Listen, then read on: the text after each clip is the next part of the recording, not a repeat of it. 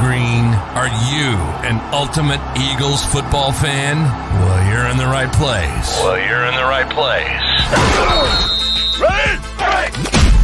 This is Birds 365, hosted by the new Mac and Mac, Jody McDonald and John McMullen.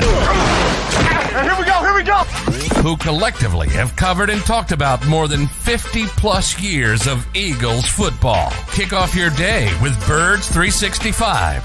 You'll get debate. We love to argue. You'll get the real story from inside the locker room. And you'll hear from some of the great football minds from around the region. You're about to become an Eagles insider. Get in the game. Join Jody Mack and Johnny Mack and join the football community that flocks to Birds 365. Birds 365 starts right now. Welcome to the NFL. Let's go! Let's go! Go!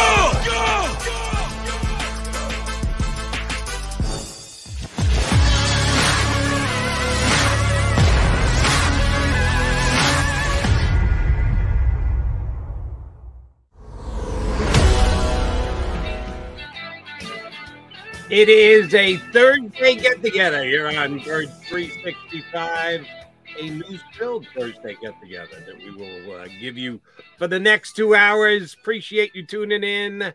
It is the Mac and Mac guys on Birds 365, John McMullen and Jody McDonald. When last we spoke, Birds fans, 22 hours ago, yours truly, after we wrapped up the show, talked to Johnny Mac for a couple of minutes, had some stuff I had to get done around the house. And less than a half an hour after we signed off, I got my phone in my back pocket, and here comes the text from John McMullen. Yeah, as soon as the show ended, the Eagles have announced that they have signed James Bradberry to a one-year contract. I don't know exactly when the news broke, but it was less than a half an hour after the show. They do this on purpose, don't they, Johnny Mac? They try and get their key official announcements out there somewhere before 10:30. But after you and I have signed off here, my ego's not that big yet to say they do that, but it's funny, the coincidence, it always happens. But yeah, I mean, I didn't see it coming. I thought it would take a little bit longer. The one part I did get right is 1 year, $10 million. I thought that's where the Eagles would go if the market sort of came down to that. And evidently it did, and they moved. They moved quickly. This wasn't last year where they waited. So I think they had their number. If Bradberry was willing to accept it. And remember, I kind of, speculated on the pitch. And, it's pretty easy. Playing opposite Darius Slay, you can make a lot of money. You make a lot of plays, have the ability to make plays because they're not going to target Slay that much. And you can get right back on the free agent market next year. And for a guy like Bradberry, remember the time of the year as well, because everybody's at the 90-man limit for the most part, or a player or two they've already budgeted for their significant players. So it was a difficult time to hit the market for him as well.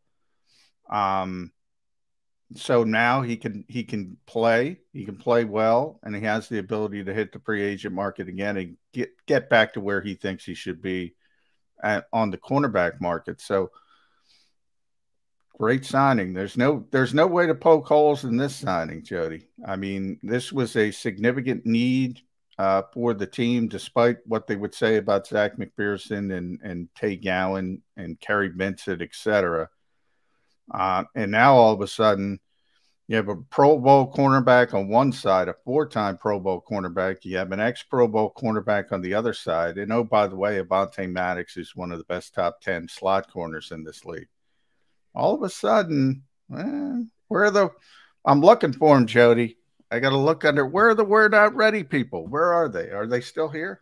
Right. There have been some, and the key guy who has not bought into that is the general manager of the Eagles, Howie Roseman, who, despite Jeff Lurie hedging this offseason, when they had the meetings this year and Jeff did one of his very infrequent media availabilities, he said the Eagles are going to try and walk that fine line and balance between getting better in 2022, but also keeping a tight eye on the future and getting the team better and having assets for the future in place as well.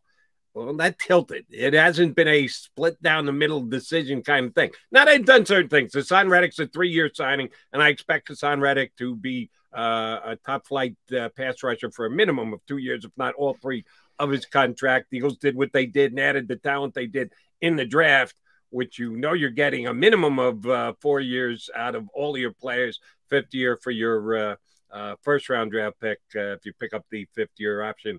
Hopefully those guys turn into decade-long players for the Philadelphia Eagles. So certainly draft players are ones that you look toward the future. But this signing with James Bradberry, Kazir White, they've made a couple of moves that have basically stamped them as, oh, we're in it for 2022. This is a for this year kind of move, which, I've been banging the drums. As soon as Bradberry, I started when Bradberry was still a member of the Giants, when speculation was running rampant that the Giants would either trade him, doubted it, or they'd have to be forced to eventually release him because they had given him so much money. He was counting so much against their cap this year that they had to do what they did. And I thought he was a perfect fit for the Eagles, knows the divisions, played against the Cowboys and the Commanders the last several years, knows all the Giants because he played against them in practice. So he was a perfect fit here. He's 1 year removed from being a top 10 cornerback in the league. He didn't have as good a year this past year. He wasn't as good in 21 as he was in 20. Well, Patrick Mahomes wasn't as good this year as he was the previous year. Did we write off Patrick Mahomes? I don't think so. I told you I thought he was a top 10 cornerback. I told you I thought he was going to get paid as a top 10 cornerback. Probably only a 1 year prove-it deal like you just laid out there. Come in, have a really good year, go back out into the market again next season. That's what I thought he would do. That's what I thought would be the kind of contract he would command. And he did. 7.5 that can go to $10 million. He got market value. Now, a lot of Eagle media guys were saying, well, they'll wait. And if he comes down below market value, then Howie Roseman might be ready to pounce. Oh, no, Howie was ready to go to market value. Didn't blatantly overpay him, didn't give him a 3-year deal with money counting down the road into the cap. No, 1 year deal that they could afford. No announcements on whether they had to move money from other people's contracts to open up a little space. Supposedly they had $10 million. This will be a signing bonus type deal where they'll be able to bring it down a little bit under the market. If it's incentives of $2.5 million to get it to 10, those incentives probably won't be ones that will count against their cap.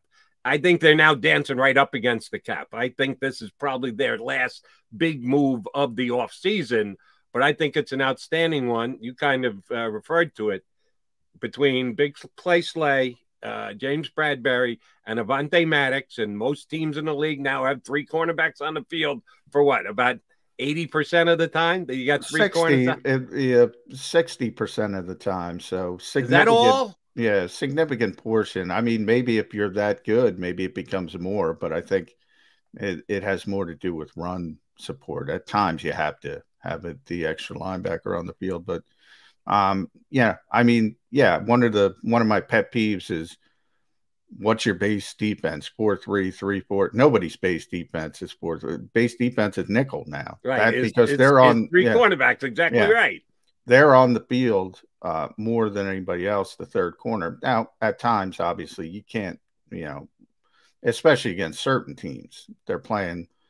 And Avonte Maddox talked about this a little bit yesterday. If they're playing 21, Mike Kay, our buddy Mike Kay, asked him a question, a football-centric question about 21 or 12, and he said, well, I'm probably not going to be on the field, because you got to take them off, especially if there's a fullback on the field, which is rare in today's NFL. But, yeah, then obviously they have to come off. But, yeah, I mean, look, this is the best duo since at least Lito Shepherd and Sheldon Brown for Philadelphia. You might have to go back to Troy Vincent and Bobby Taylor. That's how good this duo is. And then when you throw in the nickel corner, this might be the best group the Eagles have had, certainly in the modern era. It definitely is in the modern era. Since football has changed and become the passing first game, it's the best group of cornerbacks they've ever had, period. Agree wholeheartedly. And Bradbury is a key piece. I think he's probably the final piece. Can they attempt to pull a trade to get someone to upgrade their other starting safety position? We've been talking about this for the better part of a month now. Is Marcus Epps ready to become a full-time player? He was a really solid rotational player last year. As of right now, he looks like he's going to be a full-time starter. I thought it was much more important that they get an upgraded cornerback than at safety. If they got to go with Epsy, I think I can probably live with Epsy. And he was one of the guys that got a chance to speak to the media yesterday, so I'll get your take on that in a second. But I thought that the corner was more important than the safety as far as an addition went. And they got a guy, and they didn't have to give up any draft capital to do it. All they had to give up was cap space. And he seemed to want to come here. I saw our buddy Johnny Clark got him at the airport. That's Mr. Takeoff, John Clark. And I like what he had to say. He chose Philadelphia. He likes the Eagles' defensive line and the pressure they can get. Your best friend sometimes as a D-back is your defensive lineman teammates who get pressure on that quarterback. I think it was a big-time addition for the Birds yesterday. No, I agree. It was never, for me, the doubts were never about the football aspect of it. It was about sort of, if you look at Honey Badger's contract, look, I thought Bradbury was going to get 3 years. I thought the Eagles would probably beg off at, 8 figures. And I think they would have, to be honest, if that contract was out there for him. But 1 year, $10 million, that's what I put it at. And I assume the incentives are going to be really easy for him to reach. And basically my guess is they'll just be, if he's playing, he's getting 10 million. So if he doesn't get hurt, he's probably going to get that full 10 million. That would be my guess. You can't criticize it from a football standpoint. You can't criticize it from a football standpoint. I do think, and we'll see this in the coming days when the contract gets filed, there's probably going to be some voidable years on there. So on paper, it's probably going to be a 3-year deal, to spread out the cap hit with 2 voidable years or something like that. One of those Howie, Jake Rosenberg bookkeeping tricks. But, 1 year, 10 million, that's good for both sides, I think. Yeah. So did you think, because I know others did, you actually thought that he was going, when I say he, I mean Bradbury, was going to command a contract like the Honey Badgers? I said, no, not necessarily. I said if he did. I didn't think the Eagles were going to multiple years, basically. So if it were 3 years, 30 million instead of 1 year, 10 million, I don't think the Eagles would have went there. But I think the calendar helped them. Because if he gets released at the beginning of free agency, he's not here. He's getting multiple years. He's getting probably a little bit more than he got. Probably, maybe not whatever he's scheduled to make, 13.4 or something of that nature. He probably would have gotten 11, 12, multiple years, and he's probably not here. So I think the calendar helped the Eagles a lot when it came to James Bradbury. I know Adam Schefter reported there were 11 teams that were interested. Now, think about that this time of year, Jody, with the calendar. Again, that's over 33% of the league interested, and they're already filled up. So that kind of tells you people still think he can play. Now, a lot of those teams might have been, hey, we'll sign you for 1 year, $5 million. And, it doesn't necessarily mean all that much. But the fact that 11 teams are calling up at this time of the year is significant. And, the Eagles, when the Giants were trying to trade Bradbury, they wouldn't take the Eagles' calls, which is understandable. They don't want to trade him in the division, and it worked out anyway for the Eagles. So, thumbs up.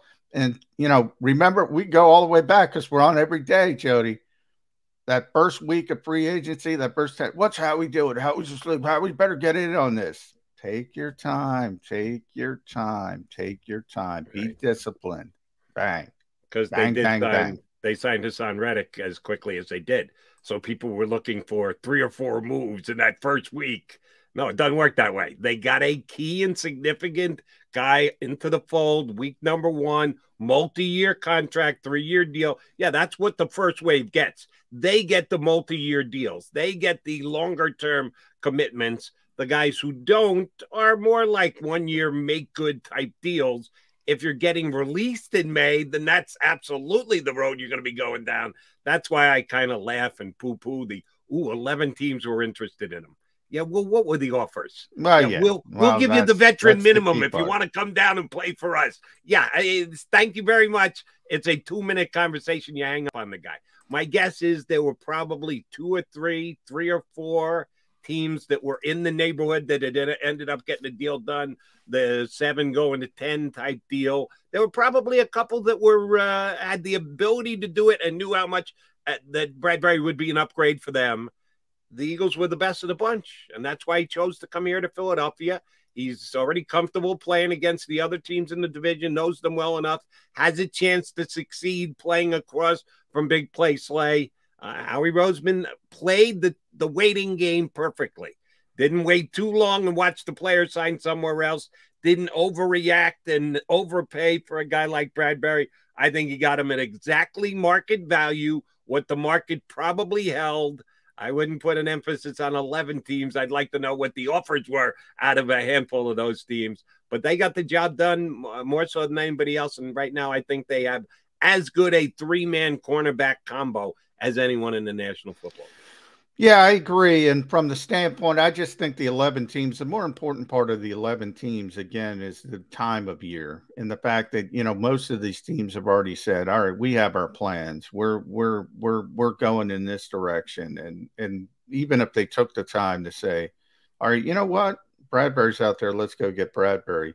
Even if it's pie in the sky, I don't think anybody would have offered him the veteran minimum, but even if it was pie in the sky and say 1 year, $5 million, we'll give you that. Come in and play.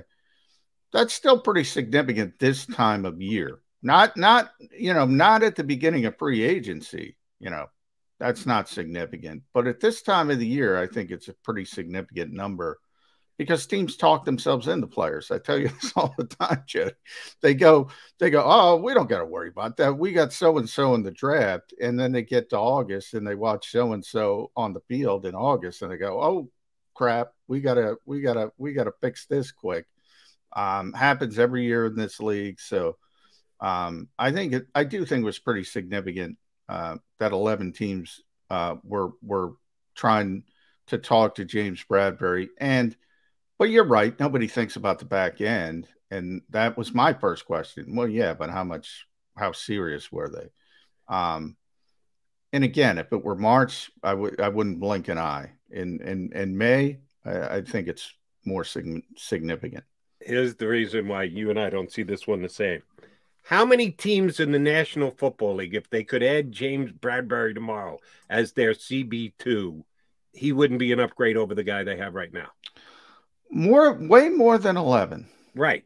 So if there were only 11 that had interest in him, I don't know what the hell was wrong with the other teams that didn't at least inquire about his services. Well, that's just what I was saying, Jody. That's how this league works. They're like, well, we don't need him because we drafted so-and-so.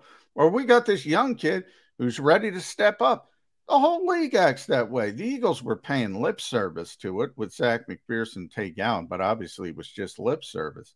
The whole league has been like that for years. And then I can't tell you how many times I've seen it.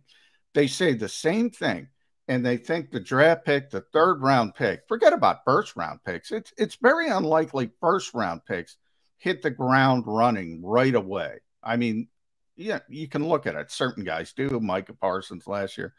There's always a handful of guys that are just ready to go.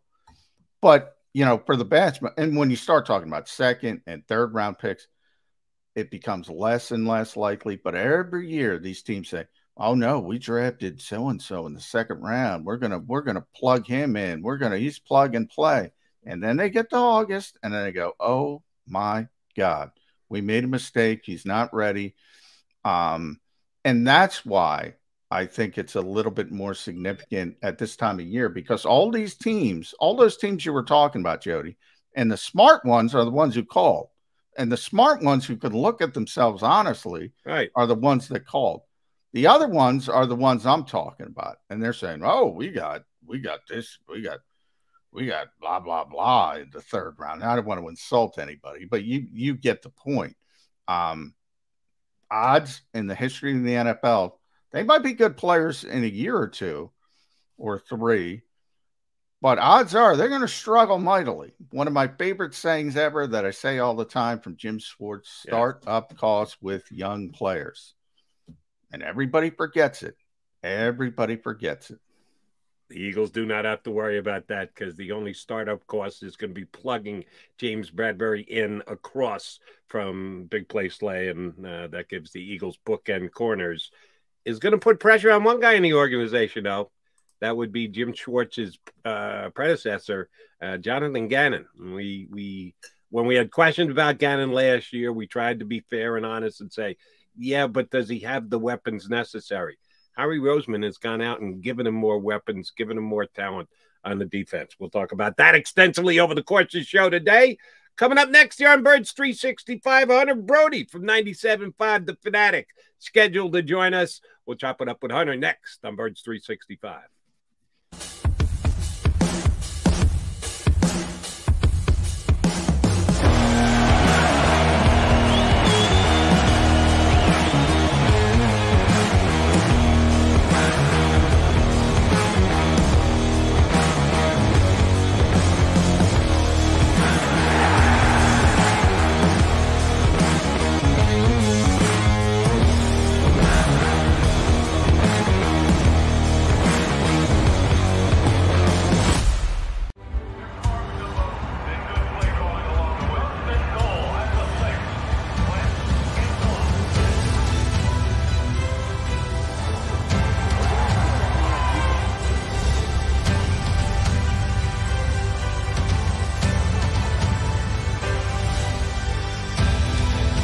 Field of life, First Trust Bank is there for you.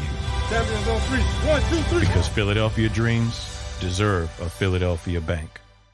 Do you stream on a Roku, Fire Stick, Android TV, or Apple TV? Now you can watch 6ABC 24/7 with the 6ABC Philadelphia streaming app. The big story on Action News. Search 6ABC Philadelphia and start streaming today. In Philadelphia, we celebrated the miracle with pride only 5 years ago. And then the following morning, IBEW Local 98 members went back to work, building this city, rescuing our communities from decay, and inspiring the young men and women of the region to take pride in who we are. Like the Cats, Local 98 members believe in hope.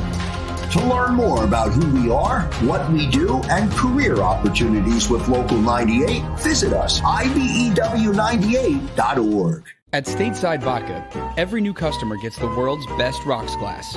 Free. What's that? A rocks glass? You're telling me that bottle is cut in half? You could say that.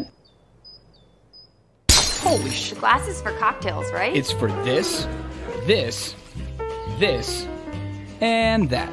Is the length of the glass equal to your... You betcha. But is it made out of... glass? Okay, but is the rip... smooth? Will you stop doing... that? I'm the professional here. And you're telling me I can get one of these glasses for free? That's right. 1 free rocks glass per customer with each first-time purchase of Stateside Vodka. All from the company that's highly awarded. 0 carbs, 0 sugar, and deliciously tasting vodka. So good, it just disappears.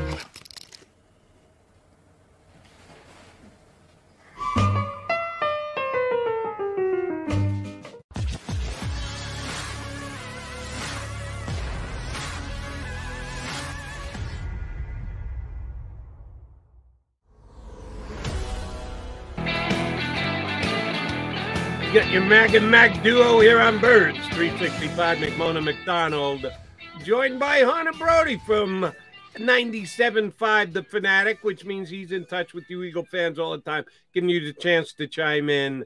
I would say the tide has turned a little bit for Howie Roseman. We know there's always going to be Broads, Howie lovers and Howie haters. I think the Lovers are actually winning out on this offseason, and well, they should, because I think the general manager's done a dynamite job at upgrading this roster. He absolutely has. What's up, fellas? What's going on? What's up, Hunter? I like the backdrop. Look at that, Broads Media. We got Sports Talk with Broads. I like it. You know what? I had a canvas on my wall for about 5 years, and I thought it's time. It's finally time to make the upgrade here. So here we have it. But yeah, in terms of the Eagles, this is a hell of an offseason. You think about where they were last year, and now all the pickups on defense and Reddick and Jordan Davis and Nakobe Dean, and now you got Bradbury opposite of Slay. It's pretty wild to think of how everything is. I didn't even speak on A.J. Brown yet. So just thinking about where they were last year and where they are now, it is night and day, and it's pretty exciting. So where do you think this excitement level, that's what I love about Hunter. You bring it up a level. Where do you think this fan base is going to be? Yeah, we got Jody's got the coffee as well. That's what it is. That's the Nick Sirianni energy like level. Where do you think this fan base is going to be? They're going to be unrealistic now? Have we turned that corner to where it's like, I always like to say the we're not ready crowd. You had them the first week, 10 days of free agency. Well, we're not ready for this. We're not ready for this. We can't do this. We can't do that. Now you mention all the names, Bradbury being the latest. Is that going to change? You see Jalen Hurts is all of a sudden an MVP candidate. The odds are coming down. Is it going to be that sort of back and forth? Are they going to go too far to the excitement level, the optimism level? Probably. I mean, last year I was hearing 3 wins, and I had them around 6, and they won 9, obviously, which was fun to see, considering the expectations weren't high. And then now I'm hearing 13. So it's like, oh, what are we doing here? You know what I mean? And so, yeah, I mean, probably is going to be a little aggressive. And I am a Howie Roseman supporter, but other than 2017, realistically, one of these pickups that we're super excited about probably won't pan out as much as we would like to, or maybe Nakobe Dean isn't as ready. Like, I'm just saying, in a hypothetical world, one of these moves probably won't be as flashy as we would like it to be. So that's always in the back of my mind. But realistically, I think we should be excited. And I know a lot is on the quarterback. And I think just naturally, maybe with a better defense, with Jonathan Gannon hopefully being able to, do a little bit sharper than he did last year with the talent that's on the roster now, maybe turnovers could put the football in a better position for Jalen Hurts, where just because things surrounding him are better, defenses now have to look at Devontae Smith and Antonio Brown differently, and Quez Watkins maybe as the third could be more available, even though at times I thought he was last year. Maybe the quarterback just didn't get him the ball. But if we're looking at Jalen Hurts wondering, can he get it done? My question is there enough surrounding him now where the level of demanding him to be perfect isn't as intense as maybe it would be if the roster wasn't as good, if that makes sense? Let me ask you this, bro. See if you're on the same page with me here. One of the big reasons why they signed James Bradbury yesterday was A.J. Brown. And my line of logic there is Jeff Lurie said back at the owners' meeting, we're trying to walk a fine line to do what's best for the team in 2022, but keep an eye on the future, that we're going to always look toward making the Eagles a better team down the road. They'd basically done that until the A.J. Brown signing or trade. When they acquired him, you said, damn, we can win this division this year. We can finish atop the NFC East. We need to slant it a little bit more toward 2022, and that's what you do when you sign a guy like Bradbury for a one-year deal. You're just looking to get better this year. Do you think the A.J. Brown tilted the table a little bit to make the Eagles more of a now team? I'm sure it changed their mindset a little bit more, but I always went back to, because I would have these discussions on air all the time about, well, does Howie Roseman know that he needs that spot, or is he just going to keep it maybe a McPherson or something along those lines, thinking with the new guys up front, there could be more pressure, which would be less pressure on the secondary and go down that road. But I feel they knew that spot needed to be fixed, right? They knew that spot needed something, even if it was something similar to an Anthony Harris, like, someone who just, you could slot in there. Maybe that ends up being Bradbury at the end of the day. Like I said, maybe it's more of a average Bradbury than it is a Pro Bowl level Bradbury, which it seems we're already already slotting him into being a stud again without really knowing if that's going to be the case. But I feel that regardless on if they got A.J. Brown or not, that hole in the roster was obviously going to need something because McPherson wouldn't have been able to hold his own jockstrap probably in that area. So I don't know. I don't know if it would have changed things in terms of getting a different player there, but in terms of the mentality and having a different mentality of what to expect this season, maybe that played a role. You mentioned that kind of, and I said, Jody, before you came on, Hunter, this might be the best group of cornerbacks the Eagles have had since really in the modern era. I mean, from a duo standpoint, you got to go back to Lito and Sheldon Brown. Maybe you got to go back to Troy Vincent and Bobby Taylor. But in the modern era, since it became this pass-heavy league, which is only 10 years, really, if you really want to, this is by far the best. And you add Avonte Maddox in the mix, who's a top 10 slot corner coming off last season. By far the best group of corners. There's injuries in this league. That's what this league is about, attrition. And you still, Zach McPherson, you mentioned, his first guy off the bench, then Tate Gowan. I mean, the depth is still a concern. I think that's realistic.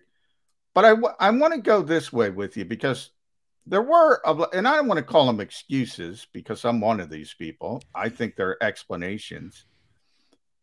I gave a lot of explanations for why Jonathan Gannon called games the way he did. There's no more explanations. They're not going to, there can be, but nobody's going to listen to them because you have Bradbury, you have Jordan Davis, you have Nakobe Dean, you have Kaiser White, you have all these additions added to what you already have. And then we go to the offensive side of the ball. We all know the pressure Jalen Hurts is under. Who's under more pressure? Jalen Hurts to perform because he's got everything now at his disposal, or Jonathan Gannon because he's got everything at his disposal? It's a great question. And by the way, I might have, I'm just looking at the chat here. Did I say Antonio Brown at one point? Yeah, you did. But AJ. Yeah. People are like, people do that. Settle down. I totally meant AJ Brown. Brad, that's a very interesting question. I would say the quarterback just because it's the quarterback. But there is a lot of pressure on Jonathan Gannon. And I'm definitely one of those who's focusing in heavily because I knew that there were limitations in that roster last year, as everybody did. But to see the historic rate of what Derek Carr was doing and all these guys, 90% completion percentage. Even if us three were playing cornerback, I feel it would be hard for quarterbacks to throw 90+ percentage. Like, it's impossible. So if we were lined up at the cornerback position, I need a couple drops on her. They'd be completing left and right on me. You could be the slot guy then. But honestly, though, it's so ridiculous at times on what was being thrown out there with allowing guys to be so wide open and all. So I think that there's a lot of pressure on both, but just the nature of the quarterback position and knowing how we react to every quarterback ever in the history of Philadelphia Eagles history, I think more pressure is going to be on Jalen Hurts. And I'm fascinated to see what Jalen Hurts we get. I have expectations that he will be better than he was last year. The way that he works, his dedication, the way that he's obsessed with the craft, it's phenomenal. It's everything we would like. But I don't know at the end of the day if that jump is going to be enough to satisfy not only the fan base, me, you, everybody else involved also, but really the people that matter most, which is Jeffrey Lurie and Howie Roseman. So this is going to be so interesting for Jalen Hurts. I have no idea what to expect. I believe it'll be better than last year, but is it going to be enough? We're going to find out. All right, Brody. Expectations are always a key. And we've already referenced the radical fringe of Eagles fans. Some to one end, some to the other, some in Negadelphia, some in fantasy land. Let's try and center in on the middle, which are realistic expectations. The Eagles finished second in the division last year. Not really close against the Cowboys, who won it by a couple of games. Not a tiebreaker, won it by a couple of games. But you have to add in the fact that the Eagles played the JV the last game of the season. So that did make the difference a little bit circumspect as to how much it actually was.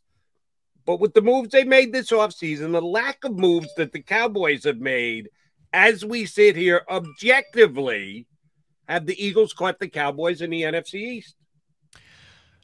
It's close. I would say I see them as a 10-7, 11 maybe type of win team. I know in theory it's easy to say, well, they won 9 last year, and look at all the additions that they made. It's clearly going to be a huge jump. And I mean, it's hard to make that type of leap. Like I said, I'd laugh if someone told me 13 right now. And who knows? Maybe I'm wrong. But I see them maybe as a 10 and 11 win team with winning 1 playoff game. Is that a fair with a second-year head coach, which I like Nick Sirianni. And entering last season, I thought the 3 questions were, who's Jalen Hurts, who's Nick Sirianni, who's Jonathan Gannon? I need more info on Nick Sirianni, but I'm in a good place understanding kind of what he's all about and his vibe. So I think that's off the checklist. And now it's who's Jalen Hurts and who's Jonathan Gannon. Those are more of my 2 questions, where last year I had 3. But I could see this team realistically maybe winning double-digit wins and then winning in the first round of playoffs and winning that game, which would be a great jump, honestly, in my opinion.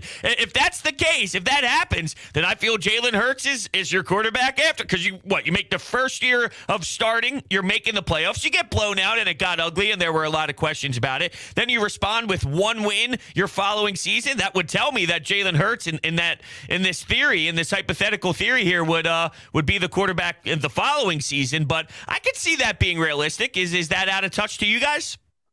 No, I think I had him at 11 potential wins, but coming back to 10. Jody has this exercise. So pick, that's a win, that's a loss game. And I like this. And I came up with 11. But then he said, is it a hard 11, or if you were forced to go up to 12 or go back to 10, which way would you go? And I would go back to 10. So it's more of a soft 11. I want here's how I'm going to talk. When it talks Eagles versus Cowboys, Hunter, I want you to put on your Dr. Evil hat, and I want you to say you have cloning ability. For those who remember Austin Powers, I'm dating myself. So you can clone Jalen Hurts or you can clone Dak Prescott. Either one, I don't care. You have the same player playing quarterback for both teams. Who's got the better roster? Who's the better team? I think it's the Eagles right now, but I think the Cowboys are still a tick above. What's your thought process? Yeah, I think it's close. I mean, I really do. I think it's absolutely close. And every year is so weird, right? The year the Eagles won the Super Bowl, they're coming off of a 7-9 season. Nobody thought that they were just going to go win the Super Bowl that year. And that doesn't mean it's bad to be viewed as a good squad, because the Buffalo Bills are viewed as a good squad. The Packers are viewed as a good squad. The teams that do make runs and do make some noise in the postseason are looked at as a good squad entering the season as well. But it is always strange where there's a team that you don't have high expectations for that end up doing well. And I'm just saying, I think the Cowboys as of late had some buzz generated and they didn't live up to those expectations. But are we now not giving them enough credit because of what we're doing and trying to say like, oh, they're not as good? But maybe sometimes less expectations might make it a little different of a feel, if you will, when it comes to, when the season begins and all. But if I could clone Dak Prescott, I always feel Dak Prescott gets, and not that he's perfect or any means, but I'll just put it to you this way. If he's my franchise quarterback, I'm not disappointed whatsoever. If I could clone Dak Prescott and you tell me Dak Prescott's your quarterback for 7 years in the Philadelphia Eagles uniform over Jalen Hurts, I don't think that that's a horrendous position to be in by any means. And trust me, I would love an Aaron Rodgers, a Drew Brees, a Tom Brady, a Pat Mahomes, but those are very rare breeds. And if you can have a Dak Prescott, it is a good place to start. But we surely haven't had you on since before the draft, and the Eagles ended up with the defensive additions. We kind of touched on them. We talked about the pressure being up on Gannon because of the guys that they've gotten in, and 2 key additions certainly are the 2 Georgia boys moving up here to Philadelphia. Gannon will follow and target how much he plays zone as compared to man-to-man on the outside. How aggressive is he going to be with the blitz? Eagles did not blitz much last year. Was that because they didn't have the guys that he wanted in place to be able to blitz? Does an addition like a Jordan Davis or a linebacker who can actually get upfield like Kobe Dean change how often the Eagles blitz? That's something that always grabs the attention of Eagle fans. They want to know How much are we blitzing? They love the blitz. They've always loved them. I've been here in town 30 years, going back to Buddy Ryan. They love Eagles teams that blitz. Is Jonathan Gannon going to give them what they want? I have no idea. I'll say this about Jonathan Gannon, though. As much as I was very critical of him, and rightfully so, there's more in here, right? I mean, there's got to be more in here, considering how he's viewed around league circles. And trust me, people get things wrong in this league a lot of times when you look at head coaches and things of that nature. But, I mean, it was so awkwardly weird last season after all the buzz around his name was as high as it was at the time of him signing here as the defensive coordinator. So I just imagine that with all of this talent and with all of this skill that you'll be able to see some more versatility with Reddick in there and Jordan Davis, as you said, who can maybe eat up some time and some double teams and then open up the door for other people to kind of explode and get to the quarterback. And one name that I don't hear a lot is, and maybe you guys do more doing the show, but, you know, Brandon Graham coming back, I think is just going to be so massive. And I know he's a veteran and I know he's older and maybe he loses a step, if you will, but I think he's one of those players that comes back and shows his determination to have a little bit more spark coming back from the injury when maybe there's some doubt on how much left he does have in the tank. So I just think all around there's so much firepower there that Gannon, maybe it's not necessarily blitzing and it's not bringing added pressure and one extra guy every single time, but the versatility that he could bring with schematics and you know, the quarterback thing's interesting, though, because Darius Slay, I want to see him up in the corner as a corner, play press coverage and up in the face of wide receivers, jam them at the line of scrimmage, make them uncomfortable, get in their face. But when you look at Bradbury and his ability to do really well in the zone, how are they going to do this? How are they going to do this to maximize, you know, these two cornerbacks? But there's got to be more in that brain power of Gannon, doesn't there? Yeah, I think you hit the nail on the head, Broads, and it's versatility. You can do a lot of different things. You can do mix and match coverage. You can have Slay and man and do the old Bill Belichick route and take away one side of the field with Slay and then play zone on the other side. A lot of different things you can do, versatility. But to answer Jody's question, I think that answer is easy. Not if he doesn't have to. He's not blitzing. If he has to, he's got more versatility to blitz anymore. But the goal is to get home with 4 and to have as many people in coverage. If you could get home with 3, you'd get home with 3, but nobody can. So everybody wants more players in coverage except Buddy Ryan, but that's a different era. And that's where Eagles fans got to get. This is not the same era of football. But we started this thing with expectations, bro. So I want to go there. And you know, you've been around long enough to things look good on paper. When the Sixers traded for James Harden in the first game and he went off and everybody's like, look at this. What do we have? And then all of a sudden, things don't tend to work out the way they look like they might work out. Or you didn't like how that ended? Well, you weren't a fan of that? I said they're going to lose in the second round from day one. So I was rock solid on that prediction. But things have a way of not working out the way people think they're going to work out. So if the Eagles don't live up to these newfound expectations, besides the quarterback, which is obvious, I think, and maybe safety, what's the most concerning part of this team to you that you think, I'm not as high on this as maybe some other people are? Well, it probably wouldn't be offensive line. Probably wouldn't be wide receiver. I'd be stunned if we're talking about that in a wide receiver department.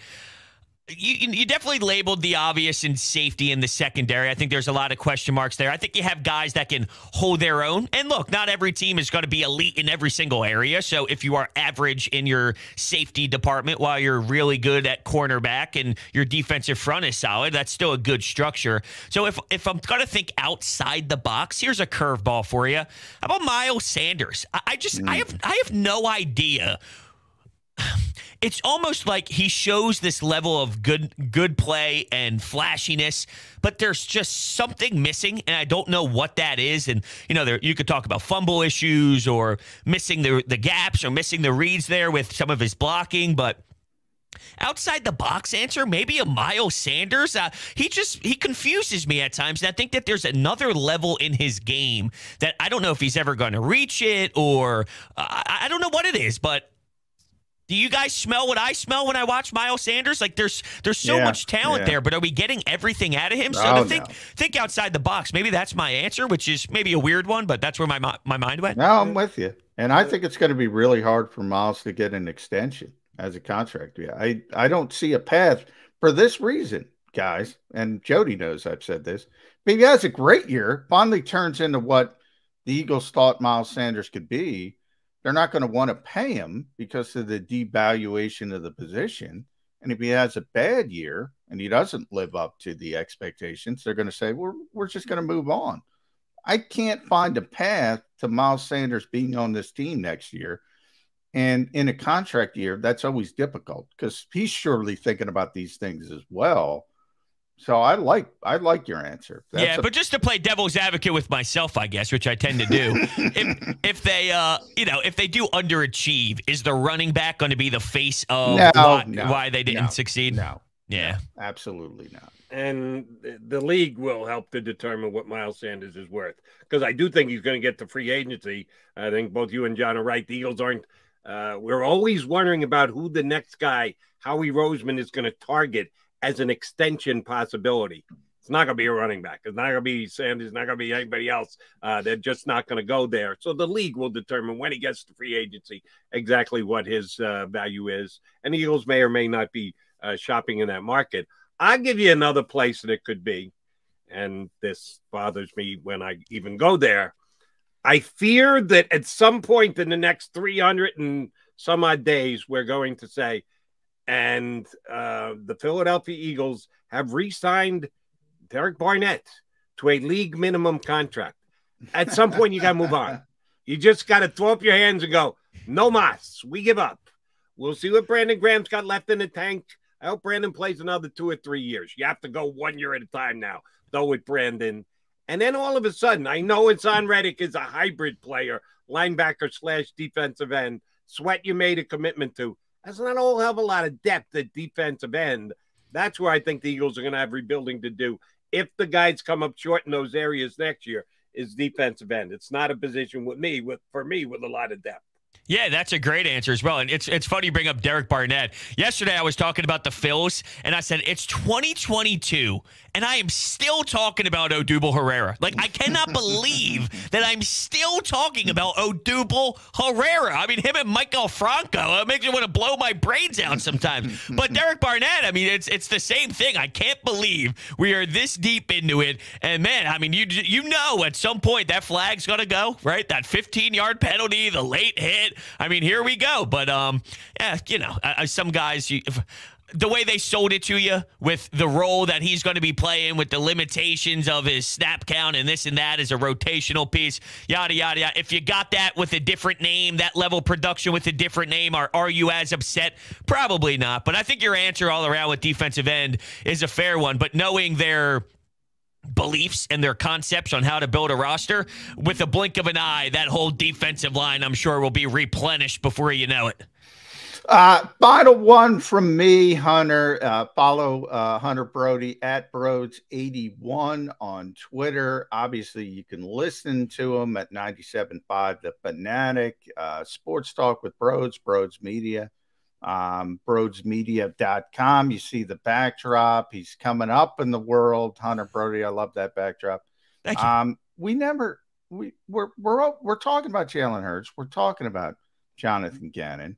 You mentioned a little bit earlier, you like Nick Sirianni. The head coach is kind of skating under the radar, which is pretty amazing considering where we were last year at this time. And Nick is a rookie head coach, and everybody, this isn't ready. What is going on with this guy? You go all the way in the season with the famous Flower press conference. Are you stunned how quickly Nick Sirianni is assimilated to Philadelphia, and how many people are like, he's not a concern. We don't have to worry about Nick Sirianni. I think maybe they just we liked what we saw. We saw concepts, we saw beliefs, we saw a coach in the first 4 or 5 weeks of the season go with a game plan, and it didn't end up working, so he scrapped it and he went to something new. We saw an innovative young guy, which is kind of what we wanted him to be, even though we had concerns just based off the way he spoke to everybody. But we wanted from a distance a young, innovative guy who, can be creative, that can think on his toes, that can change the game plan when needed. And because maybe he showed that recipe, the tone around him is, I feel a little bit more comfortable. I almost wonder, and I'm no Jalen Hurts hater by any means. I'm really rooting for the kid because that means maybe next year you can utilize those draft picks on some more game-changing talent up in the first round of the draft, and it would be easier for this organization if he did pan out. But is there even more in Nick Sirianni that he's somewhat handcuffed because of what the quarterback is? Because let's be realistic. If you're going to be a first-year head coach and your first 4 games is throwing the football 40-something times and then you realize, hey, we got to go in another direction here. What do you really want to do? What does your passing game really want to look like? And things of that nature. But I think it's more of him just showing that he can think on his toes, change week to week, scrap a game plan, come up with something new. And look, he's going to have mistakes with maybe not challenging a play, or we don't love a certain 3rd down call or a certain 4th down call, but that's going to be any coach, especially a young one. But I think that's maybe why we saw things logically, even if it didn't maybe pan out due to a limited roster. There's details that we saw within his 17 games that we think can work over time, and that's why the emphasis or the overview isn't as harsh as maybe it is for the quarterback and the defensive coordinator? Could very well be. All right, John, tell Broads what it's time for. Jody McDonald's favorite aspect. You're getting a hypothetical question, Hunter Brody. Okay. Hypothetical question coming your way, Mr. Needs Brody. a coffee for that. Feel free to go to the coffee before you answer this hypothetical question. And let me put it in parentheses and underline, this is not a prediction. This is a hypothetical question. It's going to be a glass half empty one, but this is not what I'm projecting or predicting will happen. I'm just suggesting that it might happen. In the first 4 weeks of the season, Eagles have what we believe to be an easy schedule. Can be 3-1, not impossible, 4-0. They're winnable games to start the season. 2 of them against former mates. One being Carson Wentz down in D.C., the other being Doug Peterson coming home to the Link. Eagles will be favorite in both of these games. They should win both of these games. If they come up small and lose, and maybe even lose badly, I'm not talking 31-0 against the Bucs in the playoffs last year, but by more than a touchdown to one of these 2 guys next week, which one causes more havoc? Which one brings those expectations down pretty quickly? Ticks off Eagle fans. How can we lose to Carson Wentz? How can Dougie P come in here with the stinking Jags and win at Lincoln Financial Field? If one of those 2 things happen, which wreaks more havoc in the first month of the season? My instant reaction goes to Carson Wentz just because of the division rival and how much that would matter in terms of losing a division game. But when you think of the Jacksonville Jaguars, you always just assume that squad should be getting blown out, even though they have the Trevor Lawrence of the world and they pay $9 million to a Kirk, and we'll see what $90 billion it felt like. Obviously, I'm being facetious here on the amount. It's just an obnoxious amount. But yeah, I think it would be Carson Wentz just because of the division rival involved, and that would be more painful. But if you lose to the Jags, think about how much that would wreak too. I can't imagine that, though. See, that's where, by the way, Hunter, that's where Nick gets some you-know-what. If he loses to Doug Peterson with the Jaguars coming into Philadelphia, he's going to hear it that week. Yeah, for sure. I think that with these 2 situations, talking about losses in a hypothetical world is always disappointing. Last year, you didn't know what your team was about. And every team is different in January than they are in September, no matter what season it is. You saw that with Tom Brady. You saw that with the New England Patriots, where it's 2-2 in the first 4. Are they done now? And then by the winter, they're going on a Super Bowl run and they're doing damage. But I just feel that there's so much more knowledge and information and data on a lot of these guys with Nick Sirianni. And he had a whole year coaching under his belt that I just feel good about this first month of the year and the first 4 games of the year compared to where we were last year. So it's just so hard for me to envision that. I can't imagine them coming off to a slow start with just all the knowledge and difference with the head coach. I really believe that. And the opponents matter too. But I can't imagine them coming off to a slow start this year. Right. That's why I didn't go slow. I just one game. Because if you, God forbid, you say the Eagles will be 2-2 after 4. Oh, Eagle Nation will come after you hard. And I don't believe that. I actually think they got a better chance to be 4-0 than they do 2-2. But they're going to have to lose one of them. And if it's either Dougie P or Carson Wentz, yes, it will make a fun week here on the channel. Brother, it was fun talking to you, bud. Thank you very much for hopping on. We'll be catching you on the Fanatic when you pop up there. Thanks for popping in with us. Absolutely. Thanks, guys. Appreciate it. Thanks, Hunter. That's Hunter Brody from 97.5, The Fanatic, here with us on Birds 365. All right, coming back, J-Mac and I haven't even gotten into the guys who were available by the Eagles as far as media availability yesterday. They talk about their new teammate. They got that announcement out there before they brought the players front and center. Not before McDonald and McMullen could talk about it, but they did get that over and done with.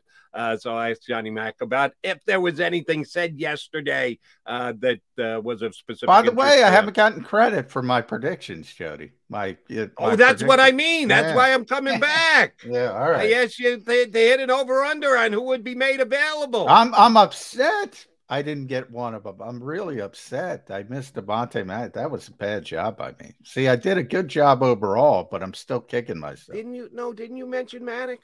I don't think so. I think you did. Oh, all right. Where you went astray was you listen to your boy Ed Kratz. He's always leading me astray. He did. He absolutely led you astray, and you went right down that beaten partner path. You should have stuck with me instead of Kratz. I didn't know Fletcher was going to be up there, but no, you nailed the rest of them. Johnny Mac got them all right. All right, we'll come back, talk about that next. Also, next hour, we got Bo Wolf, our buddy from The Athletic, jumping aboard here on Birds 365.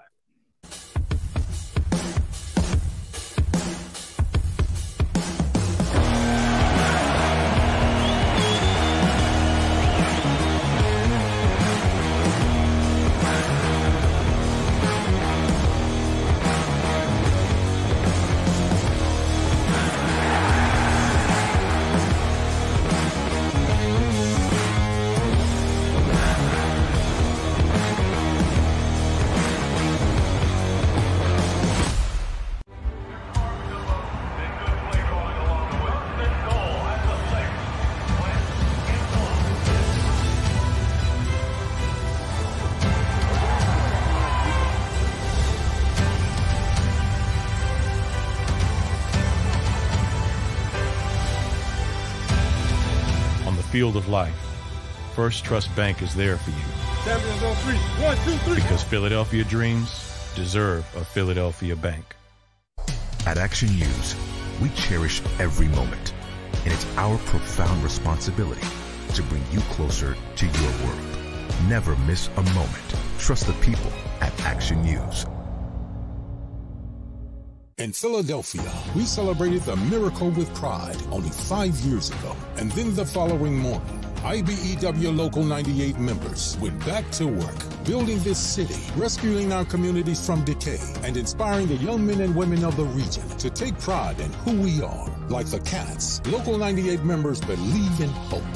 To learn more about who we are, what we do, and career opportunities with Local 98, visit us, IBEW98.org. All right, did you know I was the Mommy Slam Dunk Champion? Really? Yes, really, don't sound so surprised. Let's see it. Oh, you're ready. All right, here we go. Let's hear the crowd. So go to right, go to left, fake a mom. Mama, go up, mama! She did it. Again? You can't avoid gravity, but United Healthcare can help you avoid financial surprises by helping you compare costs and doctor quality ratings. United Healthcare. At Stateside Vodka, every new customer gets the world's best rocks glass, free. You're telling me that bottle is cut in half? You could say that.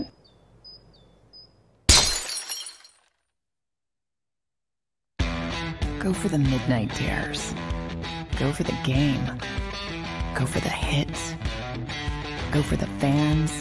Go for the win. Go to Ocean Casino Resort. Book your trip at theoceanac.com.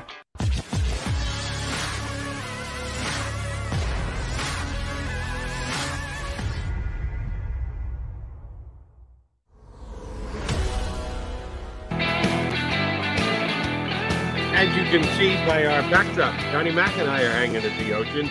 We appreciate you hanging with us here on Birds 365. Thank Garner Brody for hopping on board, talking all things Eagles with us. We started with James Bradberry as well. We should. Probably if you're listening to this channel at this time, you know by now, James Bradberry, 1-year contract with the Eagles, $7.5 million with incentives, probably relatively easy to earn. Playing time, games played, and the like. He's not going to have 12 picks to earn that $2.5 million extra to take it up to $10 million. But he got market value that I thought he could get, even though he was released as late as he was in the free agency process. Good for the Eagles. They weren't looking to save a couple of bucks on the front. They saw a need. They saw a player who filled that need. They made a team in their own division weaker by bringing him in here. I think they can beat the Giants twice anyway, with or without Bradberry, but that now makes it that much stronger. That's true, by the way. With or without him. With or without Bradberry, they still should take the Giants down twice this year. And you touched on this earlier. When I asked you to give me a number on the Eagles this season, the schedule came out, you put your W's and L's up there. We both landed at 11-5. Last year, we both landed at 9 wins. And sure enough, the Eagles won 9 games. And this year, we both came out at 11 wins for the Eagles. We even both said, if you couldn't go to 11, you either had to go up to 12 or back to 10. We'd both go back to 10, which meant it was a soft 11 wins. That's what Bradford signing yesterday moved the needle for me. I would go now a hard 11 wins. That if you said, Jody, it's not going to be 11, you got to go either up to 12 or back to 10. I would go up to 12 before I would go back to 10 now. That's the kind of impact that he's got, at least for me, in the Eagles defense this upcoming season. I would still go back to 10, but it has nothing to do with Bradberry. I mean, he makes him a better team. It has more to do with, my concern to be a really good team in this league, it's always about consistency. And more than anything else, I always say Peyton Manning is the best regular season quarterback I've ever seen. And maybe Aaron Rodgers is kind of pushing him to that. And the reason why is because they're so consistent every year. I used to joke about Indianapolis. A bad season for Indianapolis started with 10 wins. That was a bad season when Peyton started kicking in. Right. That was a bad season. Double-digit wins was terrible for that team. An average season was 12. And then a good season, you went up to 13, maybe even 14. That's how consistent they were. And that's the next step. You can have a good team, but can you be consistent to do it every week? That's when I look at the Eagles' schedule, those first 4 games. They should beat Detroit. They should beat Minnesota at home. They should beat Washington. They should beat Jacksonville. But I don't think they're going to go 4-0. I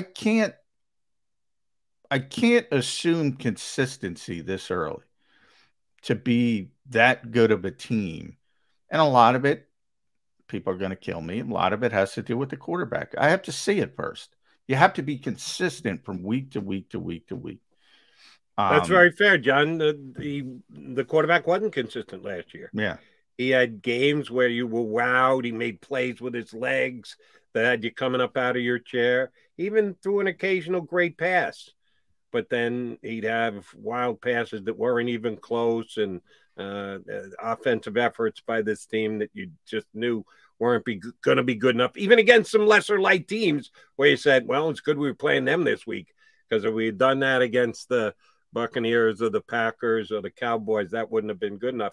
That's a very fair evaluation of Jalen Hurts last year. He was way too inconsistent. So if you're looking for consistency out of the Eagles It's all got to start with him. He has to be a much more consistent. Yeah, and that's why I still go 11. And if you force me to go one way, I'm going to go back because of that consistent. Doesn't really have anything to do with the corner. Bradbury should make him a better team. That's my bigger concern, is the consistency, and why it's a little bit of a softer number for me. Here's the reason why I would go up rather than come back down. It's the schedule. They really do have an easier schedule this year. And part of it is the fact that it's the Commanders twice and the Giants twice. They're in a soft division again this year. But they lost twice to Dallas last year. And truth be told, neither game was competitive. I really only count one of the two, and that was early in the season when they got housed down in Dallas by the Cowboys. We didn't learn anything from the last game of the season when the Eagles played the JV against the Cowboys. That's not happening this year. They got to beat the Cowboys. And the game at home, where you would think that you'd have a better chance to win than down in Dallas, doesn't mean they can't win in Dallas. Doesn't mean they can't go 0-2 again this year against Dallas. But you would hope that what the two rosters say as of right now is, it's a toss-up in the NFC East. And if that's the case, you should win one against Dallas, lose one against Dallas. You would think more likely that you're going to win the home game. Week 6. That's early in the season. If you start looking at the schedule and believing they can start 2-0 and you're going to beat the Cowboys week 6 with Arizona slammed in between, man, how optimistic could we get with this team if we believe they're going to beat Dallas and they get that week 6 win? Then you'd start really talking. But you're right about the schedule. I mean, one of the things about the schedule, and it's amazing because the Eagles have had easy schedules, let's be honest, for a number of years now, mainly because of the NFC East and how weak the NFC East has been. But this year they're playing the NFC North, right? So you have Detroit and you have Chicago. 2 of the 4 teams are just, they look like they're not going to be that competitive. Then you have the AFC South, same thing, right? 2 of the 4 teams, Jacksonville, Houston, shouldn't be that competitive. I mean, the schedule is, as NFL schedules go, is easy. But that's the thing about the NFL. Everybody's got good players. Detroit's got good players, believe it or not. Jacksonville's got good players. It's not like college where, Alabama's playing whoever they put early in their schedule, Samford, or forget about, the bad teams in the SEC. They're even going to roll over them. In the NFL, everybody can beat you if you're not consistent. I heard this morning. I had not noticed it. Shame on me for not noticing it. Thanks to the guys on the NFL Network for pointing it out. First 2 weeks of the season, Johnny Mac. Who did the Eagles play? Detroit and Minnesota. 2 teams with losing records from last year, correct? Correct. Who are the first 2 teams the Cowboys play? I don't know. I'll tell you. How about the Buccaneers and the Bengals?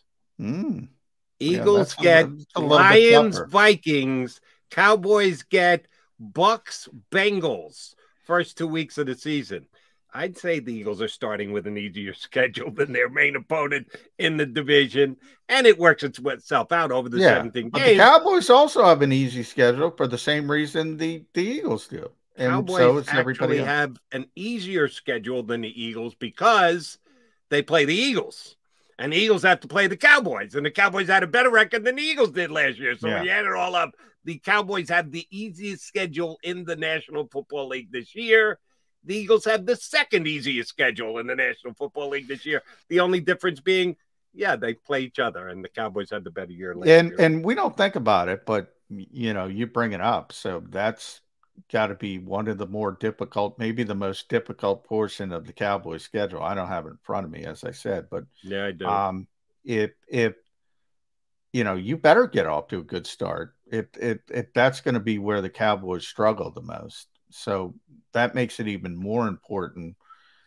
But I really find it hard that this team's going to be 4-0.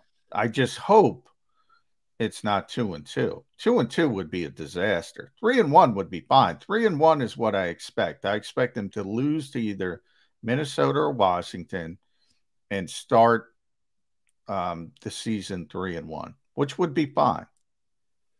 And even though I do enjoy watching, I watch the NFL Network before you and I come on every single day in case there's some breaking news. I certainly wanted to hear what they had to say about the James Bradberry signing, which it was the lead on the NFL Network's Good Morning Football show, which, by the way, Miss Kay Adams.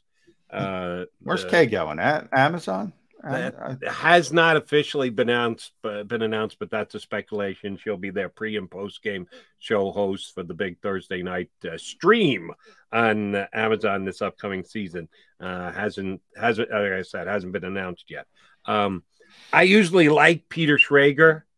Oh, has he got a Giants jersey on? I didn't even notice that. I think he's very good. Does stuff with Fox as well as this stuff on Good Morning Football. He does from time to time slip into his Giant fan mode, though. Wow, I didn't even know. I thought he was an Eagles fan. I didn't even know that. Schrager? Yeah. Oh, I no. had no idea. Oh, no. But I don't watch the show that much, but he always talks up the Eagles, so I just assumed. No, Brandt talks up the Eagles. You're right. Schrager's a Giant guy, and he couldn't take his Giant glasses off today because Brent came on and was singing the praises of the Eagles, and this was a big move, a big addition, and the like. And Schrager went to the, but didn't we have the offseason a couple of years ago, the quote-unquote, the Eagles won the offseason when Vince Young, in being back to Vince? Yeah, he went back down the Vince road of Dream Team. So any kind of defense of the Giants moving away from Bradberry, he actually said this. He was released by the Giants. So before we get too excited about what the Eagles have done, just remember, they've added a player that was released by the Giants. Come on, Peter, you're better than that. You know why he was released by the Giants. Because your general manager gave him too big a contract. Yeah. You got caught in cap hell. It's the only reason why he was released by the Giants. Wasn't because the Giants went, oh, wow, this player's gone backwards so badly, we don't really believe he could start for us anymore. No, it was a cap casualty. You understand how the National Football League works. These things happen. The Giants paid themselves into a corner and were forced to release him. It was so obvious that they had put out a bad contract. Nobody would trade for the guy. That they knew the Giants were going to release him. They did, and the Eagles were in a position to be able to pay him market value and get him to come here. Usually he doesn't do this, but I thought he was wearing his Giant rooting colors on his sleeve today in evaluating the big move in the National Football League yesterday. No, don't be trying to downplay how much this is going to help the Eagles because the Giants released him. You don't buy that for a millisecond, do you, Johnny Mac? No, they didn't release him because I guess Aaron Robinson would be the starter. They rolled it out today. Who is that? He was a third-round pick last year. There was some speculation the Eagles, actually when Tom Donahoe and Howie Roseman had their little dust-up in the Milton Williams, and it turned out to be Aleem McNeil is the player that Tom wanted. I thought he wanted Aaron Robinson in the moment because they needed a corner. So, I mean, he's a third-round pick. But no, they're not saying, "Oh, we have Aaron Robinson. We can get rid of James Bradberry." Strictly, as you mentioned, the salary cap decision and Dave Gettleman, messed up that team from a salary cap standpoint. There's no secret. The new powers that be are trying to fix the mistakes that were previously made, and one of them was James Bradberry. It cost them, and I think it's going to cost them even more when Bradberry picks off a Danny Dimes pass this year in one of the two matchups between the Giants and the Eagles. All right, got to give you your props because I asked you yesterday, Johnny Mac, you're going to have veteran players made available. Eagles working out this week, so I'm giving you guys a chance to chat up some of the guys. Who do you think is going to be made available? And I said, how many do you think you said? You said usually it's 5. I said, all right, then you got to give me 5 names. And you got to be right on at least 3 out of 5. We're setting the over-under at 3. See if you can get 4 right. And you rattled off 4. And on the 5th, you went to Fletcher Cox because we might have done it while Kratz did me dirty. Kratz suggested Fletcher Cox, and you said, yeah, if we haven't heard from Fletcher yet, it's probably going to be Fletcher as the 5th one. And I kind of asked you about if there were someone else, who would you go? And you and I at the same time both said, how about Epsy? And sure enough, the 3 that you rattled off, the 4 that you rattled off were exactly the guys who were made available. And the 5th one was Epsy. If you hadn't gone Fletcher Cox, you would have gone 5 for 5, McMullen. You would have swept the category. Yeah. You know, Ed talked me into it. What can I say, Jim? Fletcher is typically a guy who talks and you know, understands that's part of his job. So it's been a long time. And I think ultimately, you know, obviously wants to put it off because of the contract and all the wrangling. But I thought ultimately, well, he's got to do it at some point. So, you know, 3 weeks into, we're getting a group of players each week.